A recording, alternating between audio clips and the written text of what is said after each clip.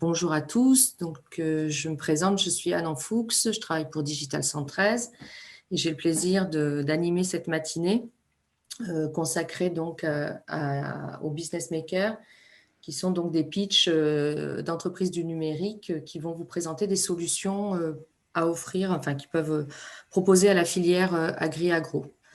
Donc ça se déroule de la manière suivante. On va faire passer les intervenants les uns après les autres qui ont 5 minutes pour présenter leur solution. Si on peut prendre des questions, on prendra des questions dans le chat. Si c'est dans le timing, sinon, voilà, on avancera parce que le timing est assez serré.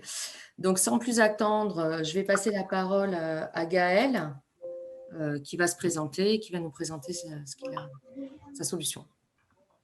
Bonjour Gaël.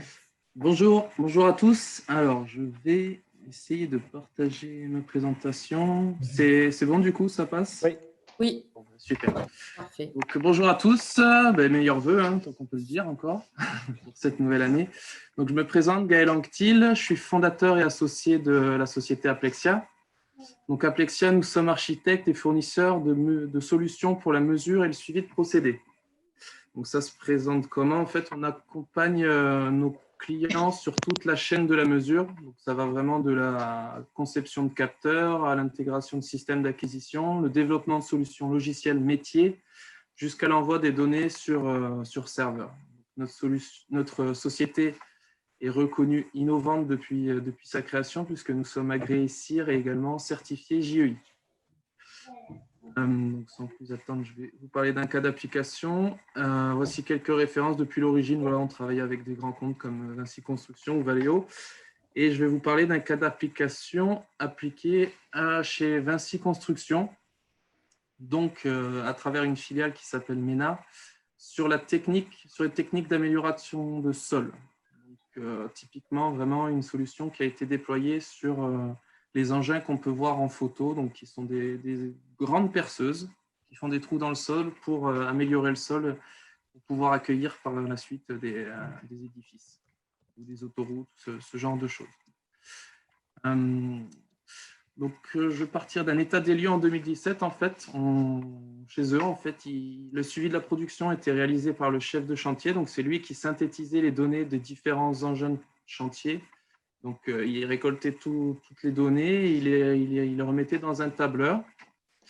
L'opérateur était le seul garant du travail réalisé. Donc, si, par exemple, pour une unité de production, il avait fait que la moitié de ce qu'il devait faire, eh bien, il n'y avait aucun moyen de savoir ce qu'il avait fait. Il y avait également, du coup, l'opérateur utilisait un plan papier pour pouvoir savoir où est-ce qu'il devait faire ces différentes unités à produire. Donc, on parle de chantiers qui peuvent aller jusqu'à plus de 10 000 unités à produire. Donc, on imagine un peu la complexité derrière pour faire l'unité au bon endroit. Donc, quand on revient aussi à l'opérateur qui est le seul garant d'avoir fait l'unité au bon endroit. Et il y avait une autre problématique, c'était que les méthodes sont vraiment différentes suivant les pays. Donc, parce que Ménard est déployé dans le monde, enfin, il y a des entités dans le monde. Et chaque entité a ses engins de chantier de différentes marques qui utilisent différents contrôleurs de différentes marques également. L'objectif, c'était d'avoir un suivi de la production en temps réel pour le chef de chantier, mais également pour un superviseur à distance, avoir une traçabilité de la production, une aide au pilotage opérateur sur tablette tactile, une optimisation de la maintenance et enfin une uniformisation des méthodes de production pour pouvoir le déployer dans le monde. Donc, la solution que nous avons déployée est une solution qui se base sur une unité qui s'appelle Scadaxia, qu'on retrouve sur la présentation. Donc, Scadaxia est déployé sur l'engin de chantier et est connecté aux différents contrôleurs qu'on peut retrouver sur les engins de chantier. Scadaxia va récolter l'ensemble des données qui sont disponibles sur ces engins de chantier, va les restituer d'une part à l'opérateur à travers une interface tactile qui est dédiée et personnalisable par l'opérateur, donc vraiment pour la production. Et une fois les données restituées, on va pouvoir les envoyer également sur les serveurs distants pour pouvoir du coup mettre à jour les données qui sont sur la plateforme développée par Vinci. Il y a également une possibilité de faire une mise à jour automatique des chantiers depuis le serveur, puisque du coup, quand un engin de chantier produit une unité, ça remonte sur le serveur et c'est redescendu sur les différents engins de chantier qui sont déployés sur un chantier pour pouvoir mettre à jour en permanence le plan et afficher à l'opérateur vraiment le dernier plan mis à jour.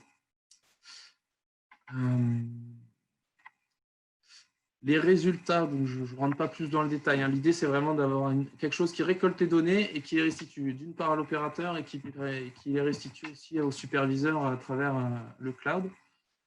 Donc, les résultats, pour le suivi de la production, donc on a une remontée automatique des unités produites sur le serveur. Donc, ça alimente la plateforme cloud développée par Vinci, comme je vous disais. Il y a une mise à jour automatique sur l'ensemble des enchaînes chantier depuis le serveur. Donc, l'opérateur sait en permanence qu'il a le bon plan du chantier en temps réel, quoi. À chaque fois qu'il revient sur ce plan et qu'il va sélectionner une unité à produire, il est sûr que cette unité n'a pas été produite. Il y a également une possibilité d'activer le GPS pour afficher directement l'engin de chantier sur le plan donc, et le guider dans son positionnement. Quand ils activent l'option GPS, on arrive à avoir des précisions de l'ordre de 10 cm, je crois. Donc, ils mettent vraiment le forêt au bon endroit. Au niveau de la traçabilité de la production, comme je vous ai dit, en fait, on récolte l'ensemble des données de capteurs qui est possible au moment de la production et on remonte toutes ces données dans un fichier directement sur le serveur. Donc, il y a une traçabilité complète de la production qui n'existait pas avant. Au niveau de l'aide au pilotage opérateur sur tablette tactique, on a un plan interactif du chantier, donc c'était beaucoup plus facile à utiliser. Et on a également une interface de production qui restitue les données à l'opérateur et qui le guide dans ce qu'il a à réaliser. Donc, ça nécessite moins de compétences opérateurs aussi. Il y avait une problématique à ce niveau-là. Au niveau de l'optimisation de la maintenance, on a une récolte des données qui est liée aux engins de chantier et remontée sur les serveurs au quotidien. En résumé, donc, cette solution est en fonction depuis 2019. Elle a été déployée sur plus de 100 engins de chantier. Au niveau du ROI, puisque c'est ce qui peut intéresser beaucoup de gens, en fait, c'est aujourd'hui difficile à mesurer. C'est encore assez récent et bon, Vinci ne nous donne pas toutes les données non plus. Mais ce qui est sûr, c'est qu'on a un énorme gain de temps sur la pré-production à travers la configuration du chantier sur leur plateforme dédiée. On a également un gain de temps du coup au niveau de la pré-production sur le déploiement de la solution, puisque elle est uniforme, elle est harmonisée dans le monde. Il y a un gain de temps au niveau de la production à travers l'aide à l'opérateur, un gain de temps sur la post-production par le suivi d'indicateurs métiers. Tout est fait automatiquement, il n'y a plus d'intervention d'humains et donc d'erreurs aussi. On minimise les erreurs. Il y a un gain en proposition de service puisque du coup, Vinci peut proposer aujourd'hui des rapports de production aux clients complets qui ne proposaient pas avant puisqu'ils n'avaient pas les informations. Et ils réfléchissent du coup à proposer de nouveaux services aussi avec ces données qui ont été récoltées. Donc, il y a une réflexion sur l'analyse des sols, par exemple, puisqu'ils savent plus ou moins de temps, combien de temps ils ont mis à faire un trou. Donc, c'est relié à la dureté du sol. Il y a encore une réflexion au niveau de la mise à disposition de la plateforme cloud à travers des abonnements, c'est déployable sur d'autres secteurs et serveurs. Merci Gaël. Voilà, pardon. Oui, merci de votre attention. J'avais pas le timing, en fait, je pensais l'avoir. Voilà, bon, vous avez dépassé d'une petite minute ou deux, c'est pas très grave. Je voulais pas vous couper dans votre conclusion. C'est gentil. Écoutez, sans plus attendre, je veux bien, si Luc est prêt, je veux bien qu'on passe donc à la présentation de Luc. Bienvenue. On ne vous entend pas, Luc. Je pense que vous avez coupé votre micro.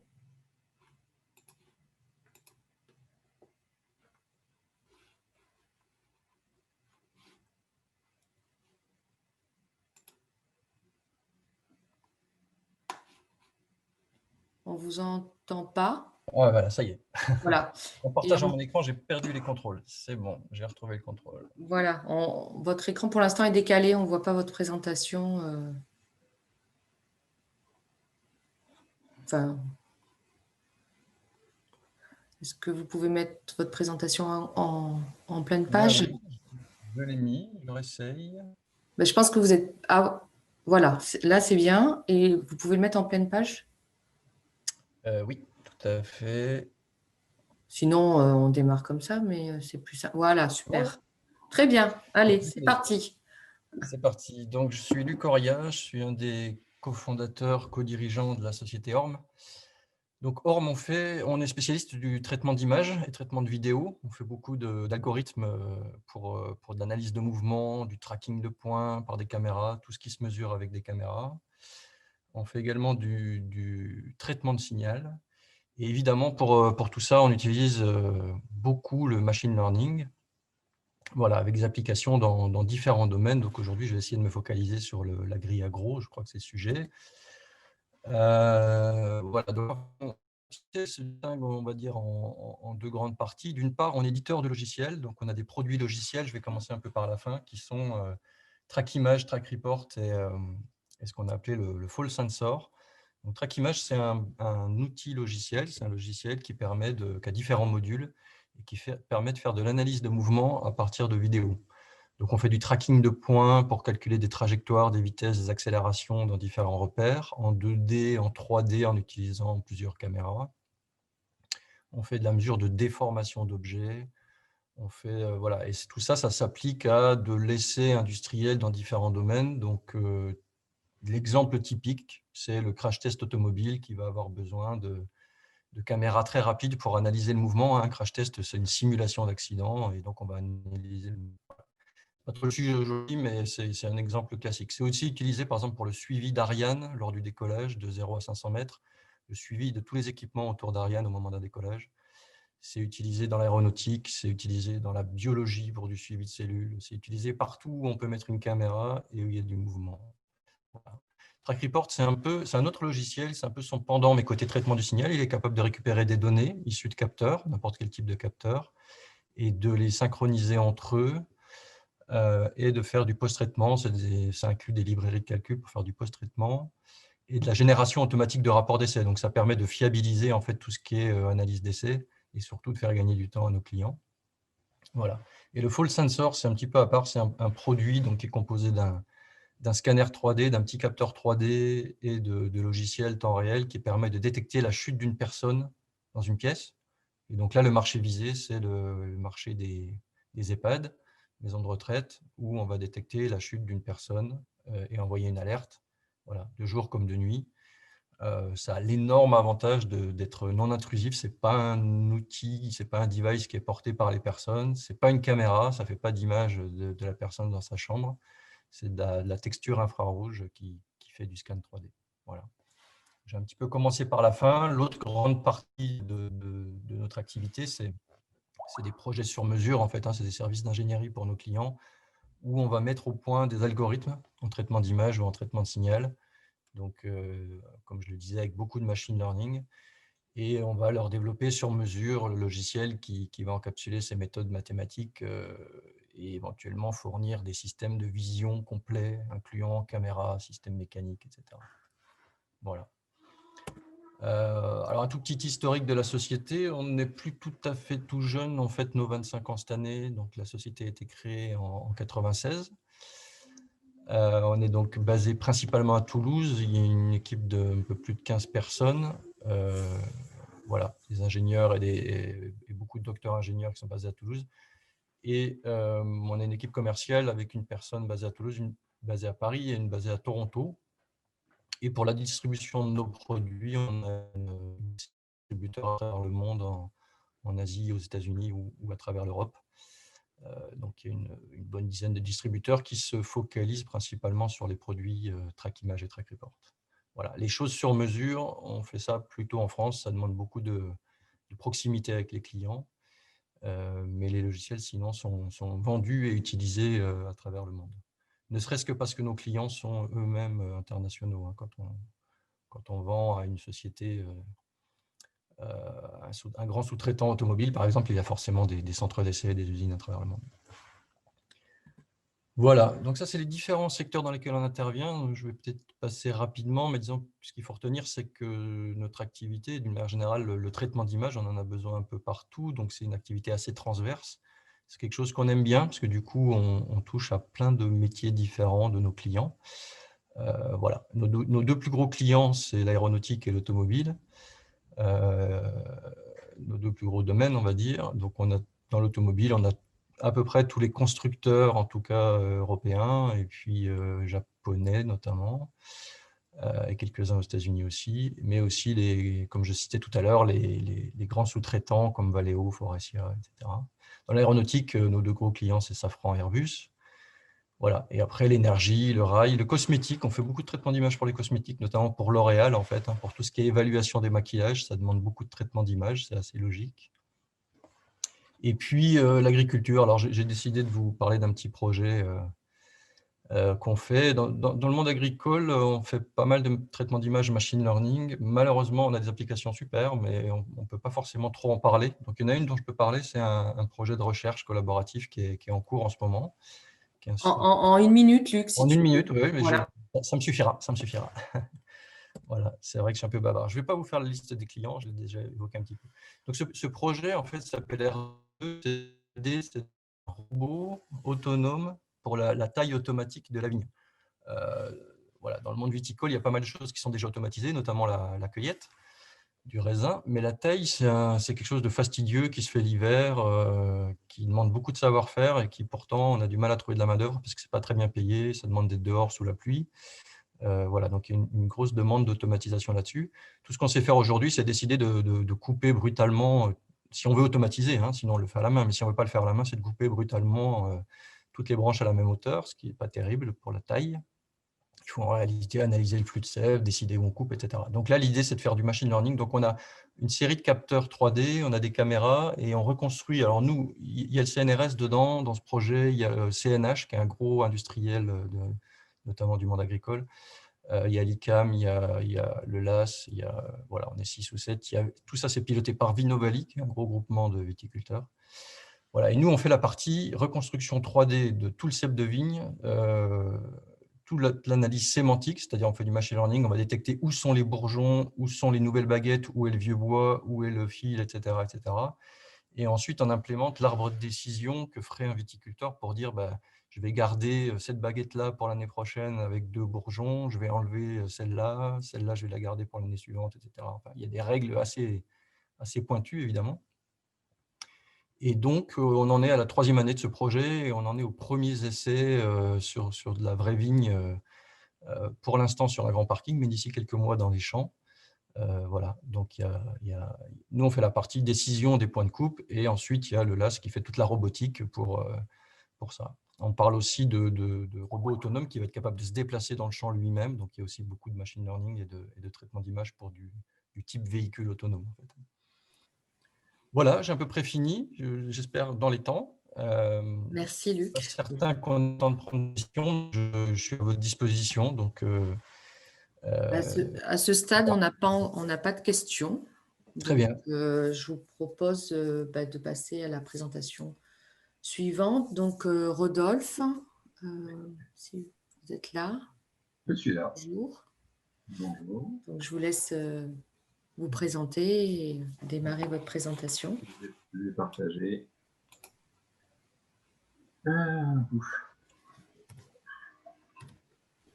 C'est bon, vous voyez bien la présentation. Oui, si vous voulez la mettre en plein écran aussi. C'est ce que je faisais. Je ne sais pas pourquoi il... Voilà, super. C'est bon pour vous, c'est bon pour moi. Voilà. Alors, c'est parti. Bonjour à tous, donc Rodolphe Henry, je suis le directeur commercial de la société Fly for You qui est basée à Toulouse. Je suis moi-même sur Paris. Et on a aussi des personnes sur Vienne qui couvrent toute la région allemande, germanophone. Voilà. Alors nous sommes spécialisés dans la connexion des objets industriels. Alors ça veut dire beaucoup de choses et pas grand-chose en même temps. On entend beaucoup parler d'IoT industriel. Et nous, notre spécificité, c'est d'avoir développé de l'intelligence artificielle et du machine learning directement dans le boîtier, de manière à faire des traitements directement au cœur des opérations, éviter les allers-retours sur le cloud. Alors, le gros avantage pour les utilisateurs et les clients, c'est qu'on va avoir des durées de vie assez longues. On va être capable de produire aussi de la donnée à forte valeur ajoutée. Je vais revenir dessus, et sur les cas d'application. On est une quinzaine de personnes, on a à peu près 5 ans d'expérience, enfin 5 ans d'existence, pardon, et une vingtaine d'années d'expérience dans la supply chain et l'industrie, sur les différents collaborateurs qui sont là. En particulier, on a des gens spécialisés dans évidemment la partie matérielle, électronique, où on choisit nous-mêmes nos composants, donc on fait notre marché dans le monde entier. Et puis sur la partie aussi conception de l'algorithmie et de l'embarqué, qui sont pour nous des choses essentielles, bien entendu, donc avec des chercheurs aussi en intelligence artificielle qui viennent travailler sur le sujet avec nous. On a à peu près 20 000 objets industriels connectés, alors c'est ce qu'on donne à date, mais on en déploie à peu près tous les jours. Et on va doubler cette année et à peu près multiplier par 5 l'année prochaine. Une courbe un peu exponentielle. Et en termes d'entreprise, on est sur notre 4e levée de fonds, accompagné par KPMG. Donc là, pour avoir un développement européen beaucoup plus important, et puis asseoir aussi toute la partie industrielle, électronique et software, avec une plateforme encore plus dimensionnée pour aller accueillir, on espère, des centaines de milliers d'objets connectés. La proposition de valeur que l'on a, et qui est assez unique, c'est d'avoir une technologie d'intelligence artificielle et de machine learning qui consomme extrêmement peu d'énergie. Et aujourd'hui, on est en train de travailler encore sur des nouveaux modes d'encodage d'algorithmes et d'utilisation d'algorithmes à l'intérieur des boîtiers qui vont nous permettre de consommer encore 10 fois moins qu'aujourd'hui d'énergie. Donc ça, c'est vraiment notre cœur de métier, et on va vite comprendre pourquoi, c'est-à-dire que sur les cas d'application. Pour avoir des cas d'application et des choses assez pertinentes pour nos clients, on a verticalisé nos approches par métier, de manière à discuter le même langage et arriver en discussion à être vraiment très précis dans les échanges que l'on a avec nos clients, justement pour identifier quelles sont dans ces phases de vie de leurs objets les données pertinentes en termes de métier. Alors, je vais donner un exemple très concret.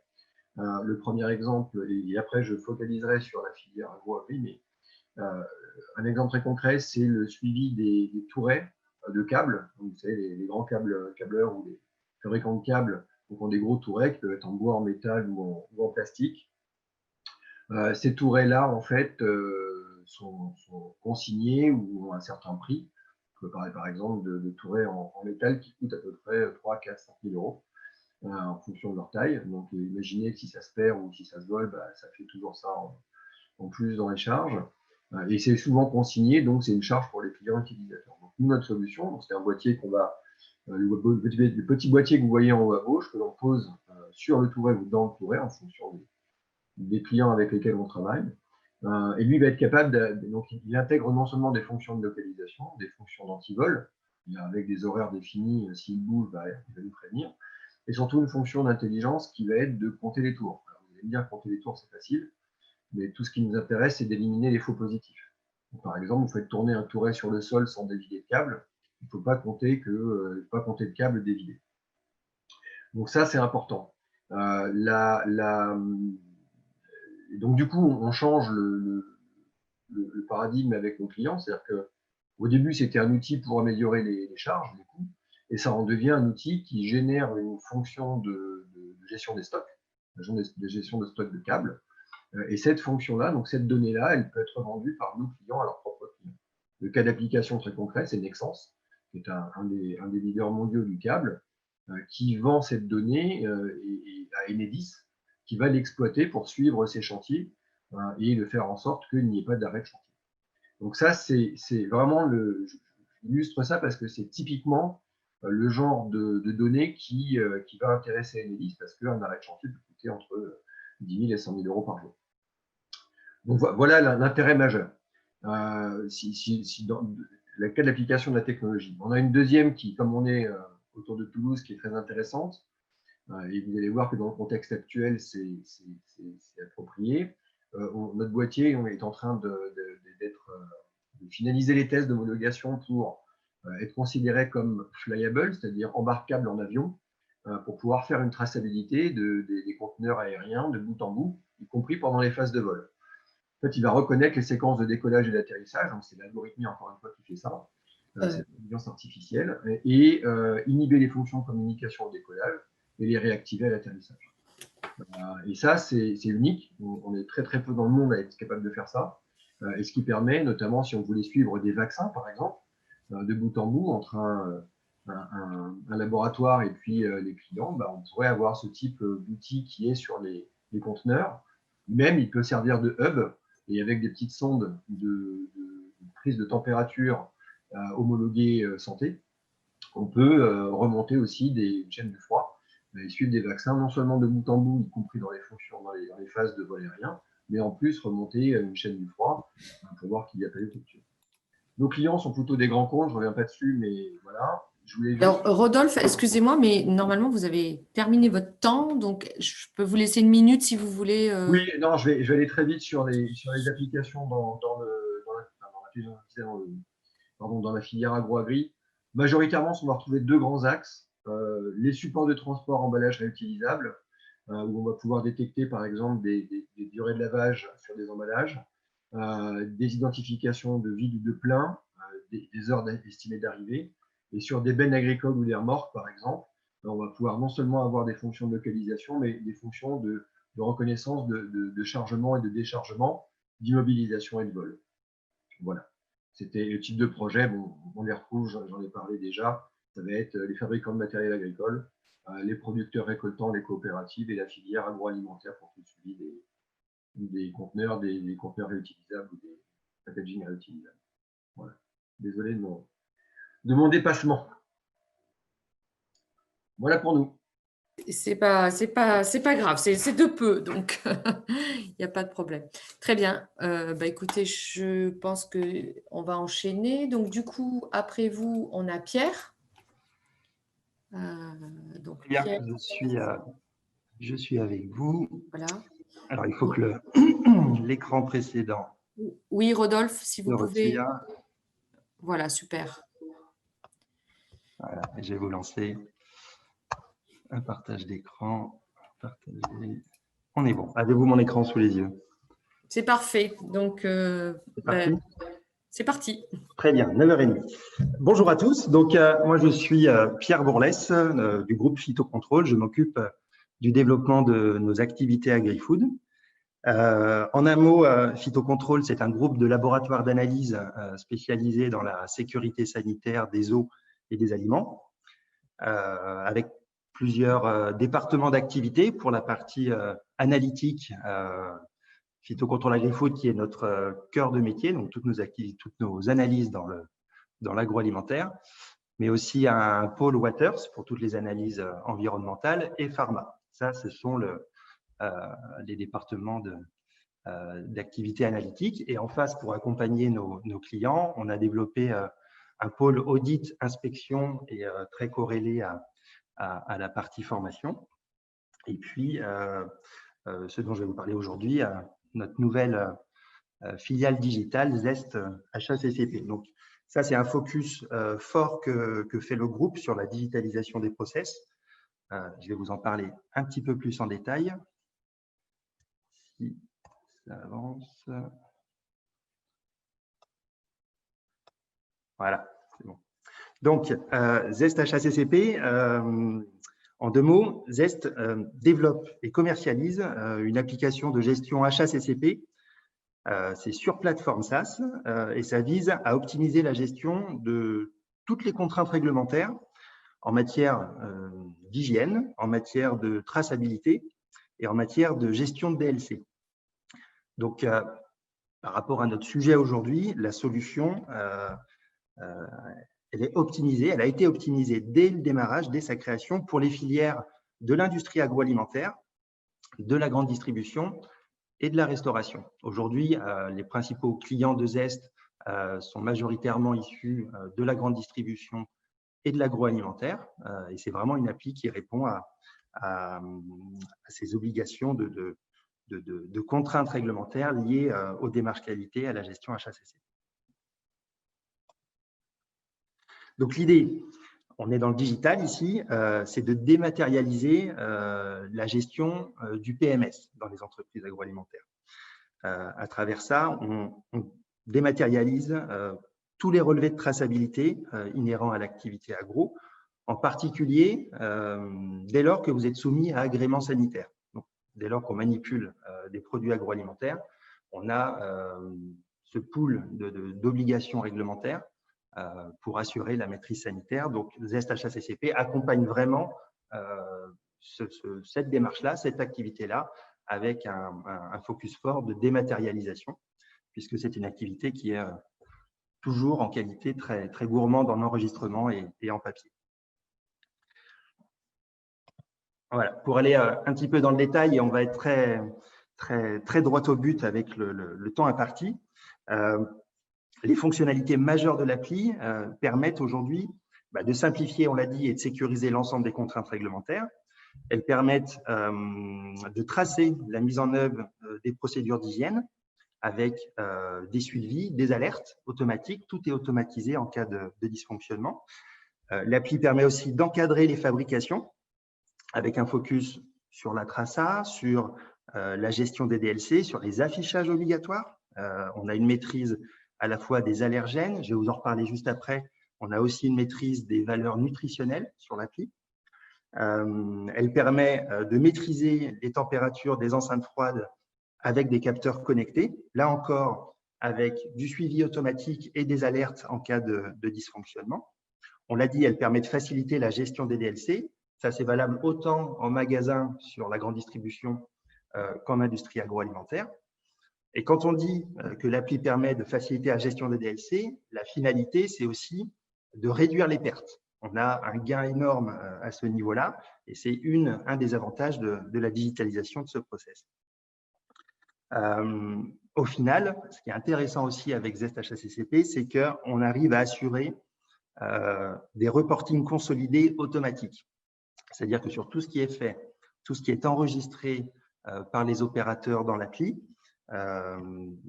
tout est consolidé et quand vous voulez monitorer ce qui se passe, quand vous voulez faire des reportings, d'habitude, c'est beaucoup de temps consacré à ça. Là, ça massifie, ça dématérialise et ça vous donne un reporting complet qui est notamment intéressant quand on a des contrôles officiels.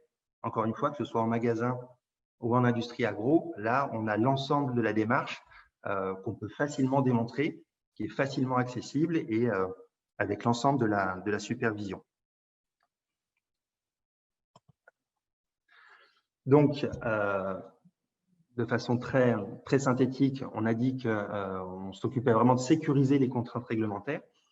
L'utilisation de l'appli fait gagner énormément de temps. Quand on parlait d'enregistrement, de ressaisie, de reporting, l'appli, en dématérialisant tous ces process-là, fait gagner à la fois aux opérateurs et aux directions qualité énormément de temps dans le traitement de l'info. On l'a dit, maîtriser des DLC et réduction des pertes, pilotage et reporting automatique.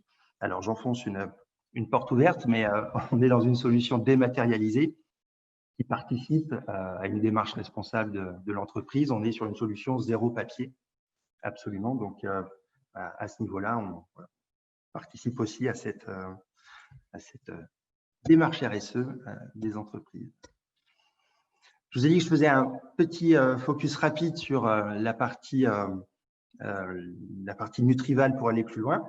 Au-delà des principales fonctionnalités de l'appli, on a développé des modules connexes dédiés au process qualité dans l'agroalimentaire. Donc ici, l'un des principaux s'appelle Nutrival. C'est un outil de calcul automatique des valeurs nutritionnelles basé sur les fiches techniques de vos recettes. C'est un module qui est connecté à la table SICAL de l'ANSES et qui reprend les valeurs nutritionnelles de référence pour tous les ingrédients, avec au final la capacité de générer automatiquement, d'une part, votre table nutritionnelle sur produit fini et d'autre part, de générer les étiquetages ad hoc sur le nutritionnel comme sur le listing des ingrédients avec aussi la maîtrise des allergènes. Donc là, on a une solution automatique complète qui fiabilise l'approche et encore une fois, qui fait gagner beaucoup de temps. On a aussi voulu faciliter la vie, sécuriser les process avec un module de reconnaissance de texte. C'est-à-dire que quand vous gérez vos appros, quand vous gérez vos réceptions, là encore, il y a énormément de traçabilité à récupérer. On a des modules flash qui permettent, à travers un scan d'étiquette, de récupérer les différents champs texte avec une reconnaissance de la DLC, du fournisseur, de l'origine, de la date, ou que sais-je, et de renvoyer tous ces champs automatiquement dans l'appli pour ne pas avoir de ressaisie. À nouveau, on gagne du temps. À nouveau, on gagne en rigueur parce qu'on évite les erreurs de ressaisie. Donc, tout ça participe à la fluidification de la démarche. Pour aller plus loin aussi, on a développé des modules pour faire de l'audit en interne qui est totalement personnalisable selon les cahiers des charges de l'opérateur, encore une fois, qu'on soit dans la grande distribution ou dans l'industrie agroalimentaire. Pour aller plus... Oui, c'est fini. Le temps file. Les activités connexes, il y a tout ce qu'on va retrouver ici chez Phytocontrol. Donc, tour d'horizon fait. Merci pour votre attention. Et évidemment, on reste à votre disposition pour plus de questions. Je pense qu'on aura l'occasion, en tout cas, de rester à dispo et de vous répondre par la suite. Merci beaucoup. Merci beaucoup. C'est vrai que le temps imparti est court. J'en suis désolée, c'est les règles, mais vous jouez le jeu tous, c'est parfait. Donc, écoutez, sans plus attendre, puisqu'on n'a pas de questions, on va enchaîner avec Frédéric. Oui, bonjour à tous. Bonjour Frédéric. Je vais donc vous partager mon écran. Est-ce que vous voyez mon écran ?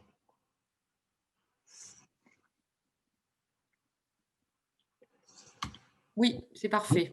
Super. Bon, très bien. Donc, bonjour à tous. Donc, moi, je m'appelle Frédéric Volpi. Je suis fondateur de Stack Labs. On est une jeune société toulousaine. On a à peu près 3 ans d'existence.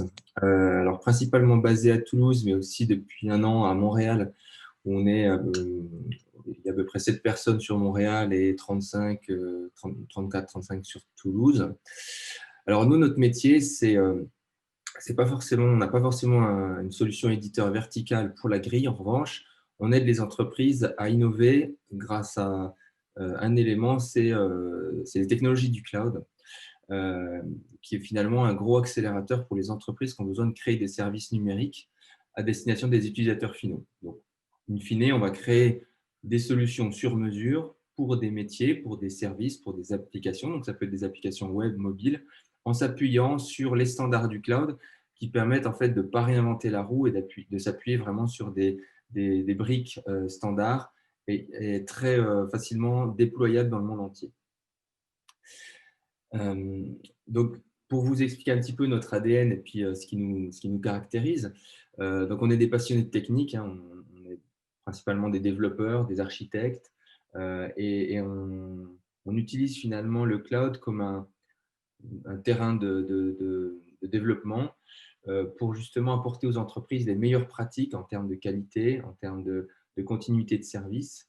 Et pour ça, c'est un écosystème en fait, qui évolue très très vite, dans lequel il faut être en veille continue. Donc, on est assez actif dans tout ce qui est veille techno, recherche et développement, au-delà des projets qu'on réalise pour nos clients, mais avec quand même une énorme partie d'apprentissage continu. Donc, comme je disais, on n'a pas forcément une verticale agri-agro. En revanche, on a des clients qui sont sur ce secteur-là, puisqu'au final, on crée des solutions pour les différentes verticales marché, qui peuvent être dans le retail, dans les industries, dans le secteur financier, telco. Donc, finalement, c'est assez varié. Je vous montrerai 2 petits exemples de projets qu'on accompagne, notamment Terranis, qui propose des solutions d'optimisation d'agriculture, ou également le ministère de l'Agriculture, avec qui on a développé des applications sur mesure.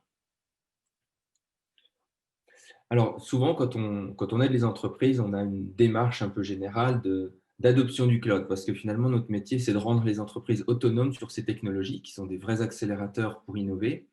Et donc, on arrive souvent avec une démarche on va dire, d'audit, d'assessment, de formation, puisqu'en fait, le but, ce n'est pas forcément de rester présent dans les entreprises pour créer les solutions, mais aussi de donner les clés de l'autonomie aux entreprises, être capable de faire des architectures, déployer les solutions, et potentiellement de les opérer ou pas en fonction des clients et des volontés de nos clients.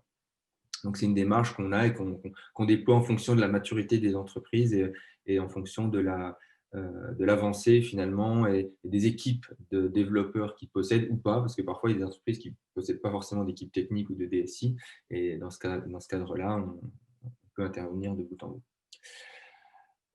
Pour vous présenter quelques petites références de projets qu'on réalise avec le cloud, donc je parlais de Terranis, qui est une société toulousaine qui a développé sur base d'imagerie satellite de l'analyse de parcelles, notamment dans la viticulture, pour optimiser détecter les niveaux de santé des vignes et les apports en intrants nécessaires. Donc, l'idée, c'était d'aider cette entreprise à passer à l'échelle puisqu'elle commençait à avoir des algorithmes qu'elle développe en interne. Et avec l'arrivée de nouveaux marchés, notamment au Chili, en Amérique du Sud, avait besoin de forte scalabilité, donc de passage à l'échelle en termes de capacité de calcul, pour déployer son outil SaaS, puisqu'en fait, Terranis propose du SaaS pour des utilisateurs finaux, des collectivités ou principalement aux collectivités ou entreprises, un accès, on va dire, très étendu à la donnée, à des services qui permettent justement de calculer de manière massive sur base d'imagerie satellite justement les santé de plants de vignes au final pour apporter des conseils en agriculture. Donc là, on s'est appuyé sur les technologies du cloud. Donc on travaille, je n'ai pas forcément parlé de nos partenaires cloud, on travaille avec des partenaires cloud publics tels que AWS, Google Cloud, mais aussi avec des partenaires français comme Scaleway ou OVH quand on a besoin de garder une souveraineté sur la donnée. Un autre exemple avec le ministère de l'Agriculture, où là, on a développé une application mobile qui permettait justement de faire rapidement de la saisie terrain, par exemple pour la détection de maladies sur site, avec, on va dire, une interface utilisateur mobile qui permet de rapidement faire des déclarations, des remontées d'informations, de compter dans des cas de maladie sur des troupeaux, être capable d'avoir rapidement une remontée d'infos efficace et même dans un mode déconnecté quand il n'y a pas forcément de 3G, sur le terrain. Alors, un autre exemple qui n'est pas forcément agri-agro, mais qui peut aussi avoir une répercussion, c'est qu'on a travaillé avec Iri Jardin pour créer de bout en bout une application qui permet de détecter, de connecter les piscines et surtout la qualité de l'eau et être capable de notifier des utilisateurs en fonction finalement de taux de chlore insuffisant ou de pH sur des installations. Donc, avec à la fois une partie hardware, donc nous on est plus spécialisé, on va dire, dans la partie software après l'IoT, c'est-à-dire la collecte de la donnée et surtout le stockage, l'enrichissement et la restitution de l'information à l'utilisateur. Et en l'occurrence, donc on a mis en place une application pour Iri Jardin pour finalement contrôler et suivre la qualité de l'eau de sa piscine. Donc là, typiquement, on travaille avec la solution AWS et avec du développement natif pour une application à la fois web et mobile. Donc voilà, j'ai essayé d'être synthétique et court. Je vous laisse quand même mon contact pour que vous puissiez me recontacter si besoin. Une toute petite parenthèse, parce qu'on a une société petite sœur qui s'appelle Paloma, qui est aussi dans le cloud et qui aide finalement les entreprises à faire de la digital workplace. Donc, c'est finalement le niveau au-dessus du cloud qui permet de faire du collaboratif. On est plus dans le SaaS. Donc, finalement, là, c'est comment utiliser des outils tels que Gmail, Calendar, mais d'un point de vue professionnel, pour les entreprises avec l'intégration finalement de SaaS pour faire du collaboratif de manière sécurisée et dans le contexte actuel qui se veut très utile aussi sur l'aspect télétravail ou alors mobilité, parce qu'au final, c'est des solutions qui permettent d'être continuellement synchronisées et de collaborer où que soient les équipes finalement. Voilà pour moi et merci pour votre attention. Parfait. Merci beaucoup Frédéric de cette présentation très concise et très claire. Écoutez, sans plus attendre, donc je vais passer la parole à Mathias qui est avec Barbara, c'est ça? Non. Agathe. Agathe, d'accord. Bonjour, enchantée. Nickel. Bonjour. Donc, Vous nous entendez bien? Parfait. Ok, ça marche. Je ne sais pas si vous avez une présentation aussi. Oui, tout à fait. Ouais. Donc, attendez, je partage mon écran.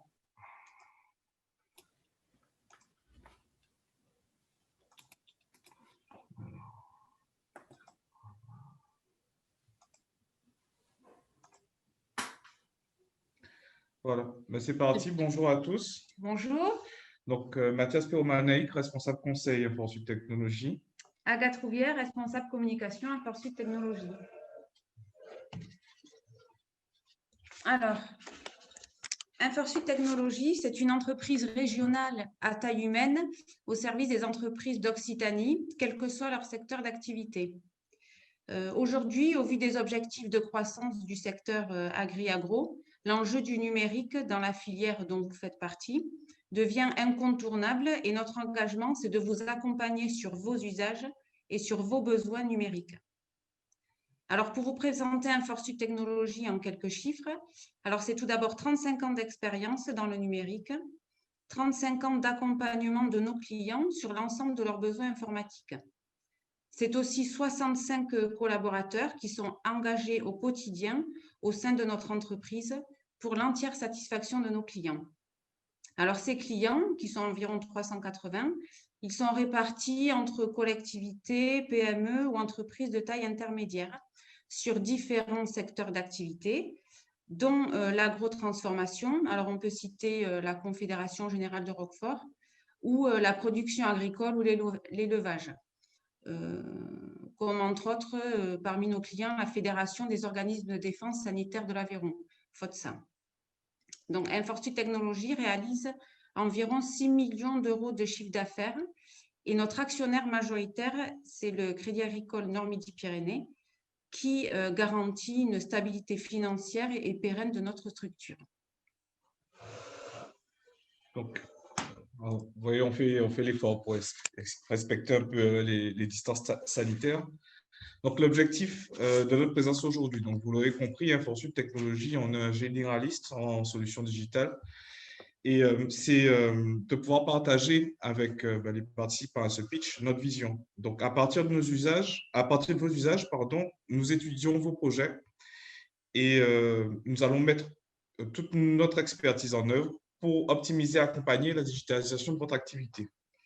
Donc, qu'on soit au niveau de la mesure de performance de l'organisation, du suivi de production ou de disposer d'indicateurs pour piloter l'activité, les solutions digitales existent. On l'a vu avec les personnes qui nous ont précédés au cours du pitch et avec d'autres références qui ont été citées. Mais l'idée, ça manque un peu de lien en fait. Et au final, l'exploitant ou l'entrepreneur agricole a du mal à s'y retrouver. L'enjeu est vraiment présent, c'est contrôler, simplifier, optimiser le circuit de production et de vente, tout en permettant à l'exploitant agricole ou à l'entreprise agricole de se concentrer sur son cœur de métier. Donc, c'est là que nous intervenons.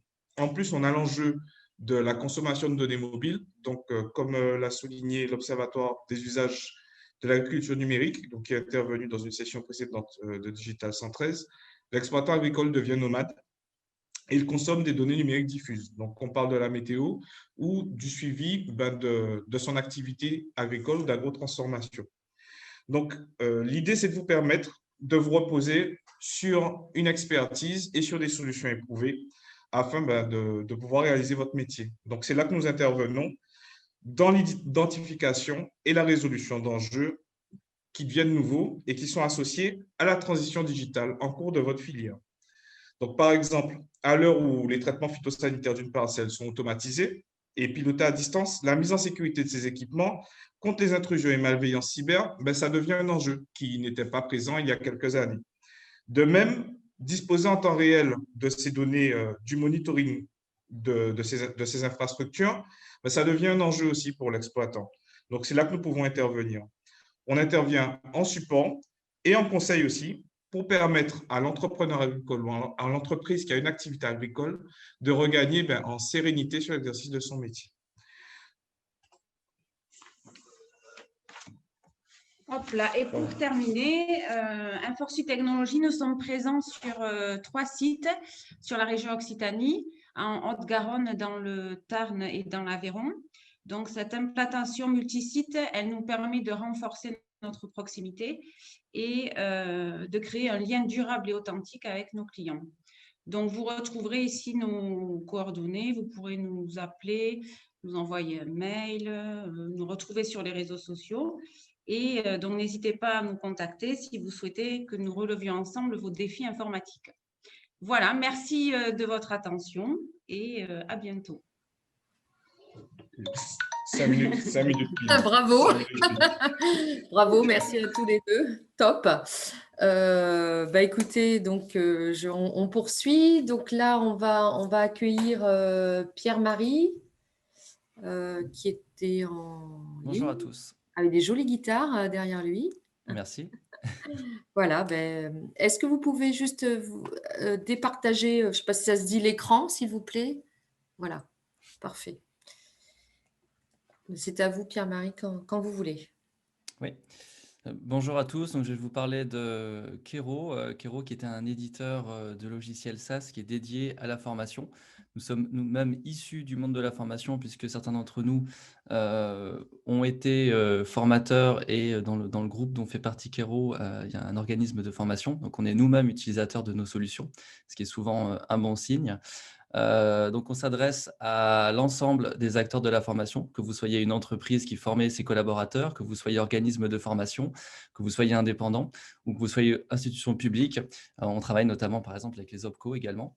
Et notre métier, c'est de digitaliser la formation sur deux aspects. Le fait déjà de proposer une offre de formation en ligne, quel que soit son format, que ce soit du présentiel, du distanciel, de la classe virtuelle. Je vous décrirai un petit peu par la suite les modalités qu'on propose. Mais également d'automatiser la gestion administrative, c'est-à-dire depuis la planification d'une session de formation, de gérer les inscriptions jusqu'au conventionnement, en passant par la contractualisation, la convocation, jusqu'à la facturation, le tout en lien avec des exigences qualité Calliope, puisque c'est un peu le sujet du moment pour bon nombre d'acteurs de la formation. Notre solution donc s'appuie sur trois piliers et c'est un peu ce qui fait notre différenciant par rapport à nos concurrents. C'est qu'on a développé sur ces trois piliers dès le départ déjà ces briques. Souvent, on a des acteurs qui sont concentrés sur un de ces piliers et qui ont éventuellement rajouté par la suite quelques fonctionnalités pour compléter ça. Nous, on a vraiment ces trois outils-là sont le cœur de notre solution. Donc, la première, c'est bien sûr la gestion administrative de la formation, comme je vous l'expliquais. Avec là, ici, vous avez quelques exemples de fonctionnalités. Si on prend un, par exemple, si vous êtes organisme de formation, vous avez des bilans pédagogiques à réaliser, bien notre solution vous permet d'automatiser cette partie-là, puisqu'on vous donne en fait tous les champs du CERFA à reprendre. On a en fait une gestion d'à peu près 90% du processus de formation qui se retrouve automatisé ou géré, piloté par un outil qui est dédié à la formation. Les 10% restants étant liés à la logistique, étant liés aux spécificités que vous pouvez avoir dans vos formations, la mise en place, par exemple, d'un atelier ou quelque chose comme ça. Donc ça, c'est le premier pilier de la gestion de la formation. Donc, piloter votre activité de formation, avoir des retours, voir la progression des apprenants, voir les notes éventuellement aussi au niveau de la qualité. Deuxième aspect, c'est un studio de conception qui est intégré à notre outil, qui permet de mettre à disposition tout un ensemble de modalités à destination des participants et du ou des formateurs. Donc, on va bien sûr du cours en ligne, du quiz, la possibilité d'aller faire des diagnostics pour déterminer les besoins de formation ou justement les spécifier durant la formation, la possibilité de mettre en place des entretiens avec des participants, avec soit plusieurs personnes ou soit une seule personne. Donc, la plateforme gère tout l'ensemble, le fait de proposer les dates, le fait de les confirmer, le fait d'héberger la conférence qui sera faite pour mettre en relation les protagonistes. La plateforme gère également l'émargement. Donc ça, c'est quelque chose aussi qui soulage un petit peu sur la partie administrative. On a également la connexion avec d'autres outils. On en a cité quelques-uns, Teams, Zoom, Mural, Kahoot. Si vous utilisez ce type d'outils, vous pouvez les intégrer à la plateforme, ce qui permet à l'apprenant d'avoir une expérience totalement intégrée. Il n'a pas besoin de jongler entre plusieurs liens. Et on peut aller, si vous avez ce type de besoin, jusqu'à la certification. Certification, donc en interne, vous avez un titre interne tout simplement et vous voulez donner un PDF ou éventuellement même un badge sur les réseaux sociaux à vos collaborateurs, à vos apprenants. Ou alors, vous êtes plus avancé dans une démarche de certification enregistrée au répertoire spécifique ou au RNCP. Et donc, vous pouvez utiliser Orchestra comme un outil de certification avec des examens qui sont basés sur des QCM avec 10 modalités, questions uniques, réponses multiples, association, catégorisation. On a des questions doubles, des textes à trous. On en a une bonne dizaine. Le tout en plusieurs étapes, avec une deuxième étape, avec un jury par exemple, avec un coefficient qui est peut-être un petit peu plus élevé. Et puis une troisième étape qui serait une étude de cas dans laquelle, encore une fois, plusieurs personnes vont noter ces travaux. Donc, on a un outil assez puissant de certification si vous avez ce type de besoin. Et enfin, le dernier aspect, on a également un chat qui synchrone et asynchrone. Hein, donc, si plusieurs personnes sont connectées, elles peuvent chatter ensemble au sujet de la formation. Le tout, comme vous pouvez le voir, sur une interface moderne, fluide et ergonomique. Hein. On est basé vraiment sur les dernières technologies des applications web aujourd'hui. On propose une disponibilité à 99%. On permet l'usage sur plusieurs types d'appareils, bien entendu. Et un des atouts qui nous permet de réussir sur ce type de projet, c'est vraiment notre proximité avec vos équipes, le fait de pouvoir être accompagné en début de mise en place, hein, si vous mettez en place ces outils ou si vous migrez sur notre solution, mais également d'être dans la co-construction. On est assez ouvert hein, sur de proposer des nouvelles fonctionnalités, soit qui vous sont spécifiques, soit qui sont qu'on rajoute et qu'on propose ensuite à l'ensemble de nos clients. Voilà, j'espère avoir été clair et avoir suscité votre intérêt. N'hésitez pas à nous contacter si jamais vous voulez aller plus loin sur ce type de projet. Donc, je vous laisse mes coordonnées ici en fin de diapo pour échanger plus tard ensemble. Merci à vous. Merci Pierre-Marie, merci beaucoup. Donc maintenant, je vais passer la parole à Walid. J'espère que je prononce bien le prénom. Voilà. Je vous laisse vous présenter. Vous avez aussi un PowerPoint à partager.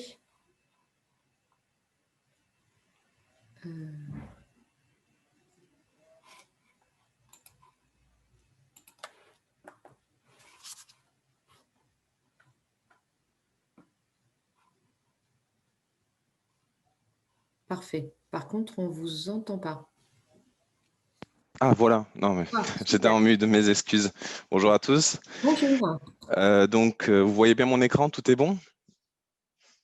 Oui, c'est parfait. Ok, super. Donc, bonjour à toutes et à tous. Je suis Walid Turki, responsable de marché IoT chez Sinox.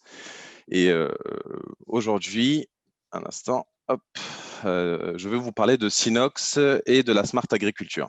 Donc, nous sommes intégrateurs et éditeurs de solutions IoT. Sinox accompagne les entreprises et les collectivités souhaitant mettre en place des solutions IoT de bout en bout.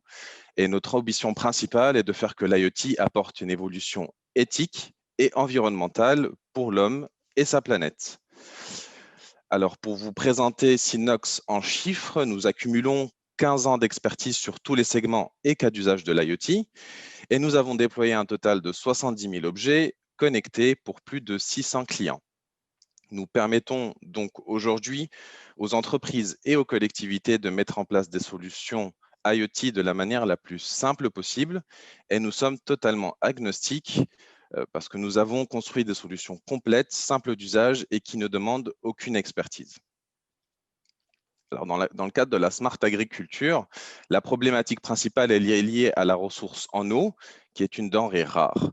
Nous savons aujourd'hui que 70% de la consommation en eau de notre planète est utilisée à des fins d'irrigation, que ce soit pour la culture ou pour l'élevage. Et nous savons aussi que le taux de perte sur cette consommation s'élève entre 30 et 60%.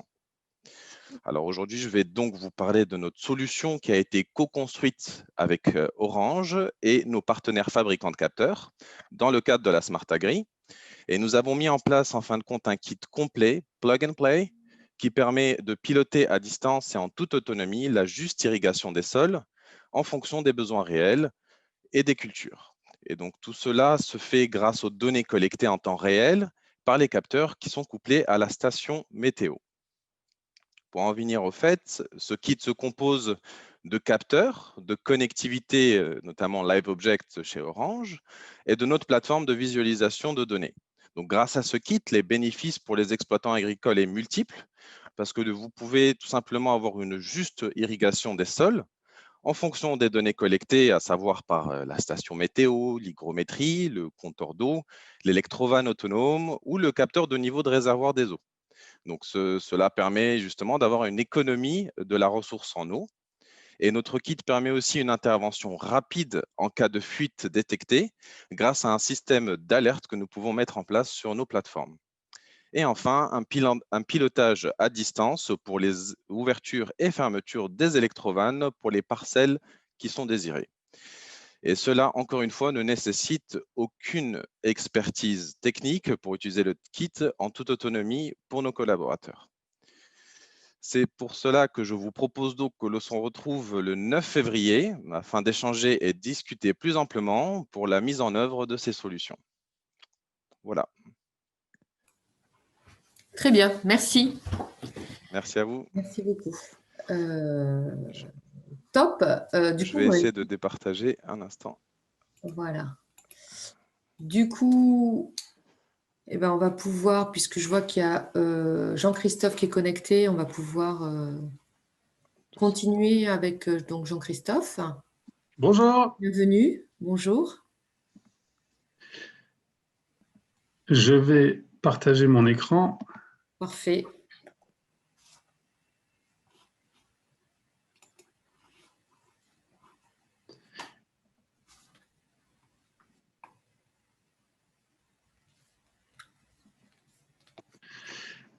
C'est parfait. Merci beaucoup. Bonjour à tous.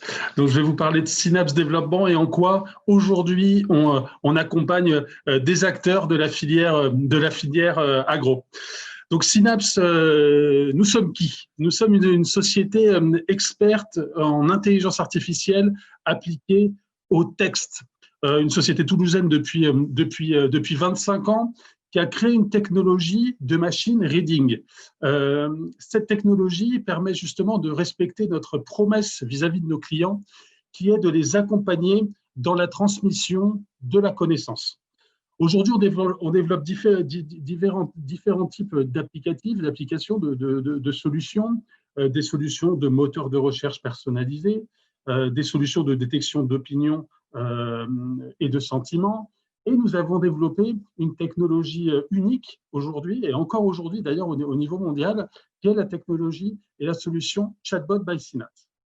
Donc un chatbot, hein, c'est un agent conversationnel roboïde qui va viser à accompagner un utilisateur dans l'accès à l'information.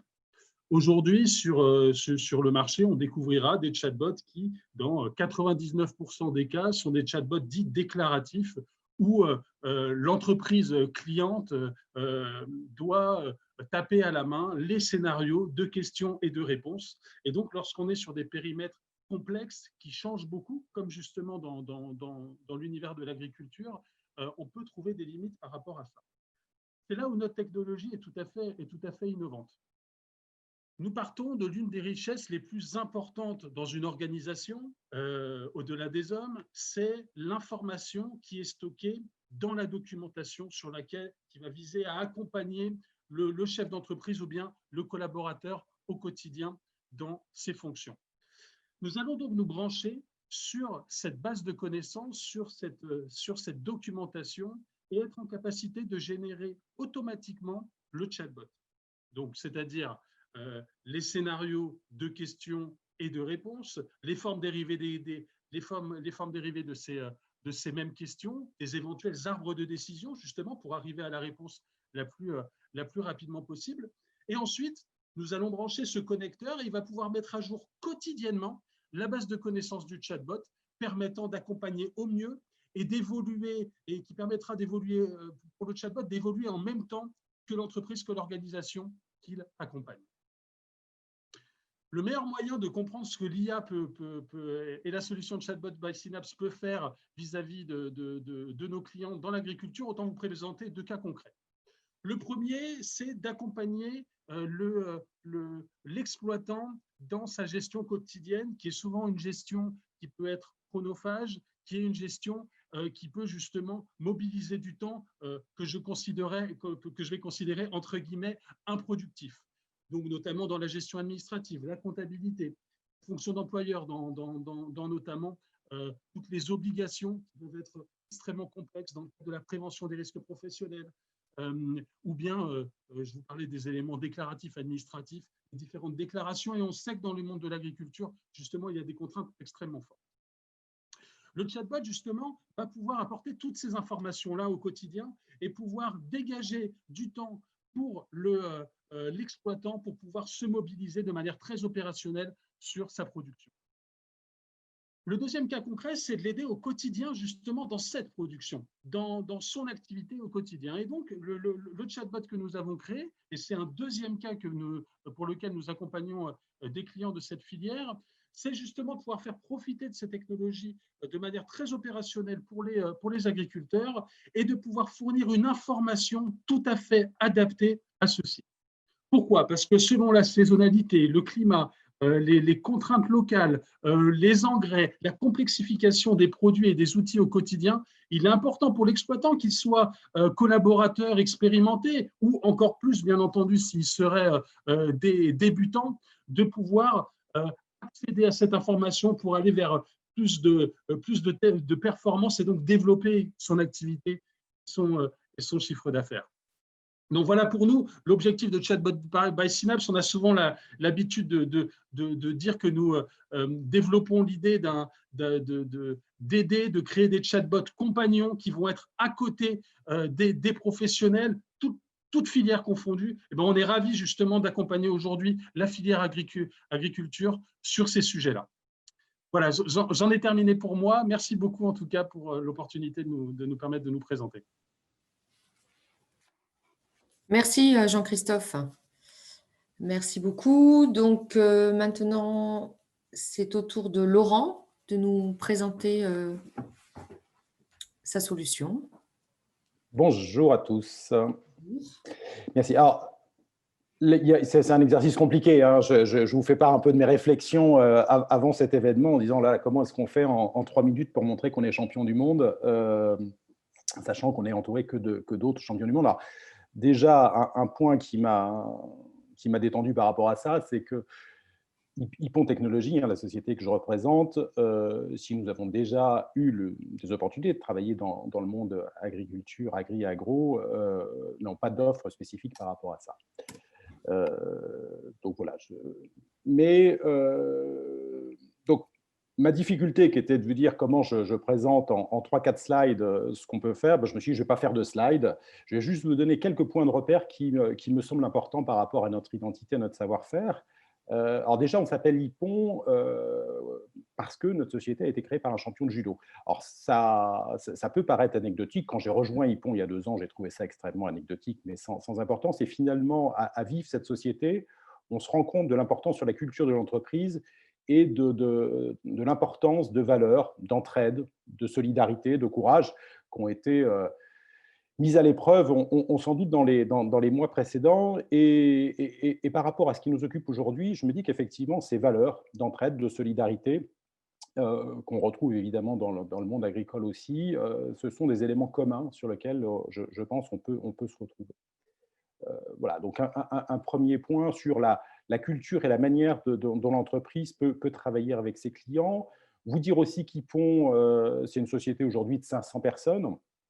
Alors, au-delà de dire 500, c'est beaucoup, c'est pas beaucoup, là aussi, moi, au regard de mes expériences, je considère que c'est une taille qui est intéressante parce qu'elle nous permet, j'ai eu l'occasion dans des vies précédentes de travailler dans des structures beaucoup plus petites et forcément, en étant un peu plus petit, on peut avoir des trous dans la raquette. À 500, on peut se permettre d'avoir une variété de compétences et d'expertises qui sont intéressantes pour travailler, pour innover sur des solutions digitales avec nos clients. Donc, on est 500, on est 60 sur le sud-ouest entre Toulouse et Bordeaux. Voilà, vous dire aussi qu'Hippon, c'est une société, moi, quand je l'ai rejoint il y a 2 ans, qui se présentait en disant on est très, très fort sur un certain nombre de domaines technologiques qui sont le big data, qui sont le cloud, qui sont digital, tout autant de sujets, effectivement, qui sont intéressants par rapport aux activités que l'on peut développer dans le monde agri et agro pour faire de l'innovation digitale. Alors, Ces expertises-là, on continue évidemment de les avoir et de s'appuyer dessus, mais la présentation maintenant que fait Ypon de son activité et de la valeur qu'elle peut avoir auprès de ses clients, c'est vraiment de focaliser sur les enjeux business, les enjeux de valeur des personnes, des sociétés avec lesquelles on va travailler.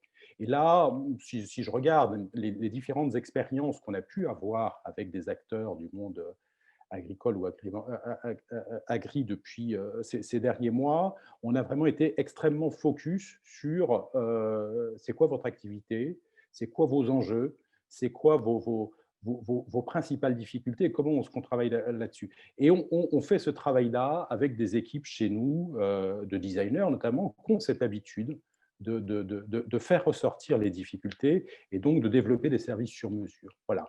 Donc, Ypon, c'est vraiment une société qui va s'appuyer sur des expertises dans le domaine de la data, et Dieu sait que le sujet de la data est important sur le secteur agri-agro, donc des expertises dans le domaine de la data, du digital, etc., mais surtout avec des équipes qui vont savoir faire du sur-mesure et développer des choses qui ont du sens et qui vont permettre aux agriculteurs de se recentrer sur leur métier. Voilà, c'était ces quelques éléments que je voulais partager avec vous. Parfait. Bah, écoutez, je vous remercie. Du coup, alors il y a Nicolas qui peut prendre le relais puisqu'on n'a pas de questions dans voilà, dans les questions-réponses. Donc, Nicolas, puisque je vois que vous êtes en piste. Oui. Bon, je n'ai pas de caméra, donc on va faire sans caméra. Mais par contre, j'ai un support de slide. Hop. C'est parti. Donc, merci pour l'opportunité de présenter. Bonjour à tous. Donc, la société Operametrix, c'est une société qui développe une double compétence, industrie et numérique, avec pour objectif de participer à cette transition numérique de l'industrie. Donc, les industries au sens large, donc les exploitations agricoles ou l'industrie agroalimentaire peuvent être, bien entendu, rentrées dans ce cadre des industries. Donc, ce modèle-là, on le bâtit à la fois dans nos expertises techniques, dans l'accompagnement de nos clients, mais aussi dans le recrutement que l'on a, en recrutant en interne à la fois des collaborateurs issus de l'industrie et des collaborateurs issus du numérique pour favoriser ce mélange-là. Le constat que l'on a fait en créant l'entreprise, c'est que la transition numérique était nécessaire, mais qu'elle peine à démarrer. On voit assez peu de projets aujourd'hui qui sont mis en œuvre. Et quand on arrive chez des industriels, on s'aperçoit que souvent, les sites industriels sont encore déconnectés du monde numérique. Alors, ce qu'on appelle le monde numérique, c'est ce qui est plus classique dans l'informatique, c'est-à-dire aujourd'hui essentiellement le développement du cloud.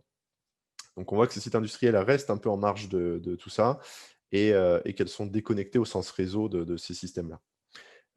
Et finalement, que les industriels génèrent beaucoup de données parce qu'ils ont des systèmes industriels, des capteurs et autres, et que malgré la création de ces données, ils les récupèrent, les collectent et les valorisent très peu. Donc, c'est pour ça que l'on a créé l'entreprise. Et le problème que l'on a identifié majeur, c'est qu'il y a un vide important à combler entre l'industrie et le cloud.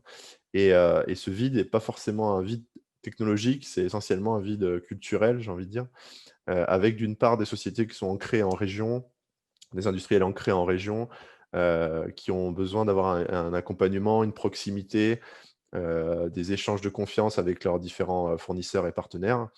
Et de l'autre côté, un modèle cloud qui vise de plus en plus à l'automatisation, à l'absence de contact humain, etc.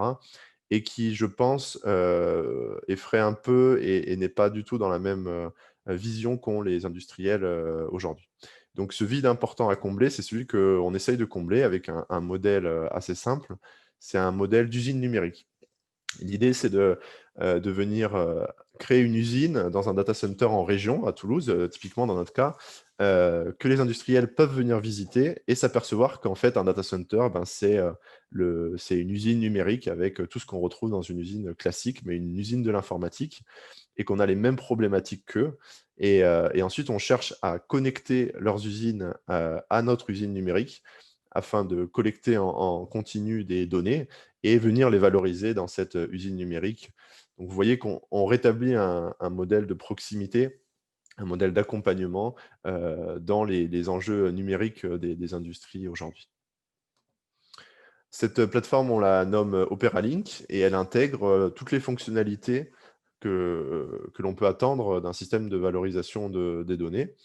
On s'appuie sur des éditeurs, vous allez voir Flutilliant juste après, mais aussi d'autres éditeurs de solutions que l'on vient intégrer sur cette plateforme pour vous fournir tout un ensemble de services pour collecter toutes les données dont vous avez besoin sur vos sites industriels et de les valoriser via différents services. Notre métier, comme je l'ai dit, c'est d'être intégrateur de solutions connectées, à la fois intégrateur d'objets connectés, d'automates industriels, de solutions réseau industriels. Puis, ça c'est sur le terrain chez nos clients, puis des réseaux qui permettent de collecter l'ensemble de ces informations. Et finalement, on héberge des applications qui permettent de restituer les données à nos clients. Aujourd'hui, l'offre que l'on pousse majoritairement auprès des industriels, c'est la solution Ignition. Nous sommes actuellement intégrateurs certifiés sur la région sur ce logiciel-là.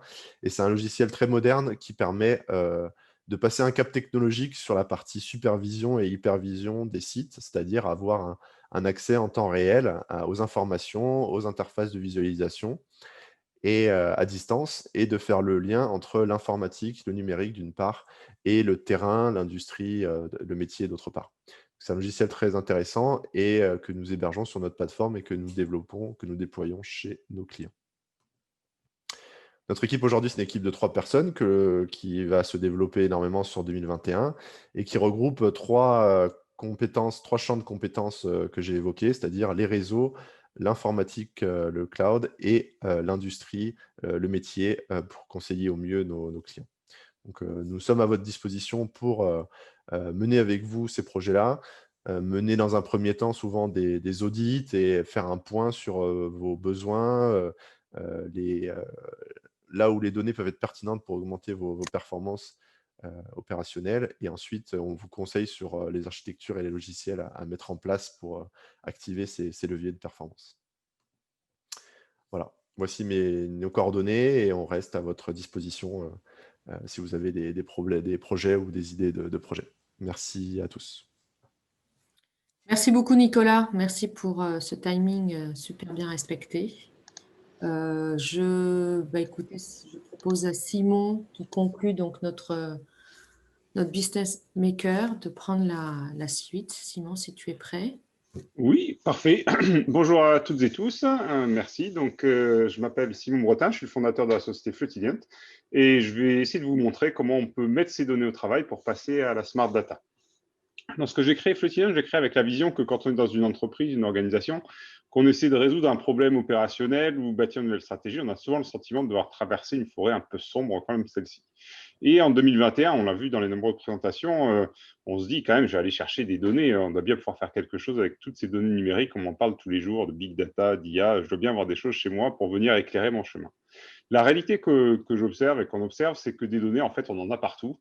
On a vu beaucoup de capteurs IoT, on n'a pas parlé de RP ou de CRM, mais c'est également une source de données. Et bien évidemment, les 100 millions de fichiers Excel qui traînent sur chacun des postes de chacun des collaborateurs, qui nous inondent et finalement finissent par nous illuminer de données. Chez Flutilliant, on a donc décidé de vous aider à organiser vos données pour mieux les comprendre, faciliter leur visibilité et finalement faciliter vos prises de décision au sein de votre organisation. Alors, pour répondre à cet enjeu, qu'est-ce qu'on a choisi de faire? On a décidé de bâtir une plateforme qui va être en capacité d'aller capter l'ensemble des données présentes au sein de vos organisations dans leurs diverses sources, qu'elles soient logiciels, fichiers, équipements, pour ensuite les stocker, bien évidemment, mais les modéliser et les adapter à votre organisation, à votre mode de fonctionnement, pour de façon automatique les restituer sous forme d'interface d'aide à la décision ou d'interface de pilotage. Avec, bien sûr, on est en 2021, un environnement d'accès très simplifié sur une plateforme web accessible depuis votre téléphone portable. Alors, vous allez me dire, pourquoi en 2021 encore une nouvelle plateforme? Je vais me référer ici à Frédéric Cavazza qui avait présenté l'écosystème data dans le présent aujourd'hui. C'était au Transfo Digital Day en fin 2020. Et si aujourd'hui vous commencez à gratter le sujet, voilà devant quoi vous allez tomber. Et lui considère que c'est une vision simplifiée de comment on traite sa donnée en 2021. Moi, je considère que pour des PME, des ETI, des entreprises industrielles, des entreprises de l'agri-agro, ben, c'est un peu compliqué. Et c'est pour cette raison-là qu'on a choisi de développer notre propre plateforme. La seconde raison, c'est que toutes ces sociétés-là, en tout cas une grande majorité, sont toutes américaines, hébergées dans des environnements américains. Nous, on a fait le choix d'être sur un environnement souverain avec une technologie qu'on développe en Occitanie, à Toulouse. Alors, plutôt que de faire de grands discours, moi j'aime bien montrer des exemples, et donc je vais vous partager le retour d'expérience de Maison Zéro, qui est un exemple assez simple, mais qui montre qu'avant de partir sur des grandes stratégies, sur de l'intelligence artificielle et sur des choses peut-être un peu compliquées, il est aussi important quand même de maîtriser ces données au quotidien, de gagner du temps et d'optimiser son fonctionnement. Zéro, c'est une entreprise du monde de l'agriculture, c'est des gens qui fabriquent des produits qu'on retrouve dans des restaurants, dans des boucheries, dans des restaurations collectives. Et ils ont bien sûr dans leur organisation un ERP, Alta, très bon ERP pour gérer tous les aspects de traçabilité, de sécurité alimentaire. On en a parlé avec Phytocontrol qui sont extrêmement importants. Néanmoins, quand il s'agit du traitement commercial, donc pour un process plus back-office, et ben là, on se retrouve un peu moins armé et on retrouve un fonctionnement que vous connaissez certainement tous avec des exports de fichiers Excel depuis son ERP. Et puis, on essaye tant bien que mal de bâtir des tableaux de pilotage. Le directeur commercial, une équipe commerciale de 5 personnes qui essaye d'animer son équipe avec des outils que vous connaissez tous, mais qui, à mon sens, sont aujourd'hui un peu désuets et qui génèrent une grande frustration finalement dans les équipes parce que chacun a son process, il y a des erreurs de calcul un peu partout. Quand on discute avec ses clients, en l'occurrence leurs clients, notamment dans la grande distribution, c'est des gens qui ont un pouvoir assez important et donc qui vont les embêter sur des petites erreurs de calcul ou des choses qui ne sont pas cohérentes. Du coup, on a travaillé avec cette entreprise pour automatiser ces process et arriver sur un mode de fonctionnement beaucoup plus automatique, standardisé et bien sûr amener de nouvelles fonctionnalités. Première étape, bien évidemment, c'est de restituer ce qu'ils avaient déjà, parce qu'on ne change pas une organisation, ça a été dit, je crois, par Frédéric, une organisation, une transformation digitale, c'est compliqué. Nous, la première étape qu'on recommande, c'est reproduire l'existant. Un peu plus joli, bien évidemment, mais donc des beaux tableaux Excel au mode web, coloré, trié, facilité d'accès. Puis ensuite, on arrive sur des indicateurs beaucoup plus simples à mettre en place, beaucoup plus simples à lire sur la production journalière, sur la répartition des différents secteurs d'activité et finalement la visualisation de quels sont les clients ou les groupes de clients qui sont les plus importants dans l'organisation. Et des pilotages des clients avec des tableaux de bord, des cartes d'identité qui permettent d'un clin d'œil de savoir ce qui se passe chez un client, est-ce qu'il est sur une bonne pente, une mauvaise pente, et finalement, passer d'un mode où on vient présenter des chiffres à un client à un mode où on vient lui proposer des solutions, identifier ses difficultés par rapport aux autres entreprises de son secteur et vraiment utiliser la donnée pour développer son business. Alors, comment ça s'est passé très concrètement chez ces personnes-là et c'est ce qu'on fait chez tous nos clients aujourd'hui. Première étape, comprendre ce qu'il existe. 100% des gens des entreprises qui fonctionnent aujourd'hui ont des données, elles les utilisent, à notre sens, pas assez bien. Deuxième étape, c'est délivrer la promesse. On a conscience qu'on fait une promesse grâce à nos petites lucioles qui est assez forte de pouvoir très rapidement automatiser, standardiser vos données. Et donc, on montre ça en portant ces premiers tableaux sur notre plateforme, validant les budgets. Vous avez ici un coût moyen de mise en œuvre de nos plateformes. Et dernière étape, un mois après, c'est de livrer les premiers accès, permettre à chaque entreprise d'accéder, à chaque collaborateur de l'entreprise d'accéder à l'organisation et aux tableaux de bord qui ont été définis, aux interfaces d'aide à la décision. Voilà, alors si vous aussi, vous avez le sentiment d'être assis sur une mine d'or de données qui part en fumée, que vos soirées du vendredi soir ou du lundi matin très tôt ressemblent un petit peu à ça, chez nous, on préfère cette vision-là où on est en mode collaboratif, en mode mobile, on travaille sur les mêmes informations et on facilite ainsi un usage réel des données. Voilà, je vous remercie à tous. J'espère que vous avez ici mes coordonnées si vous avez un peu plus d'informations. Comme ça a été dit, on a plein de cas d'usage plus industriels, notamment dans le monde de l'IoT. Nicolas en a parlé, on travaille avec Opera sur certains sujets. N'hésitez pas à nous contacter si vous voulez enfin mettre vos données au travail. À très bientôt. Merci Simon pour cette fin de rencontre sur les chapeaux de roue. Écoutez, je vous remercie tous de votre participation, à la fois les entreprises et les spectateurs.